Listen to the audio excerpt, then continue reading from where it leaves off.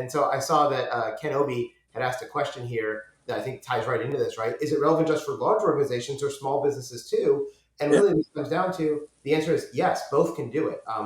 Dion Training is a small company. We've been using ITIL since we had 5 employees, right? We're now up to 30 to 40 Yeah. employees.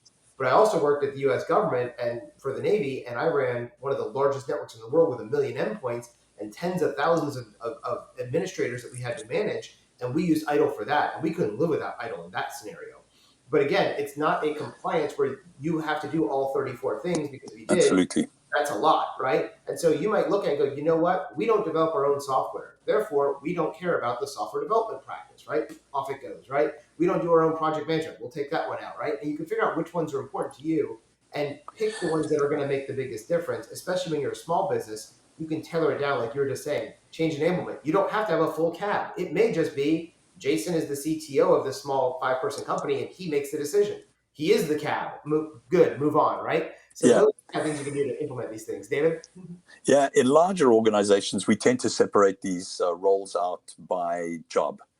So you may have a change manager. In fact, you may have several change managers, depending on how complex your organization is. But in a small organization, the role of change manager may be shared with the role of problem manager and the role of configuration manager, etc., in one person who's also the operations director, kind of thing.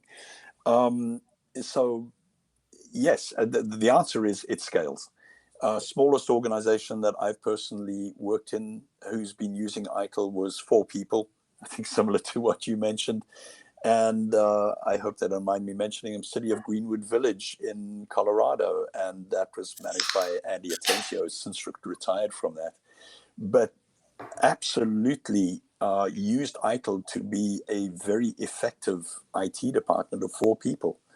Largest that I personally have worked in was when I worked at HP, and HP at that time was 350,000 employees, and they were using ITIL as a way to effectively manage all of these acquisitions that had been made and rationalize and consolidate into a smaller number of applications and data centers.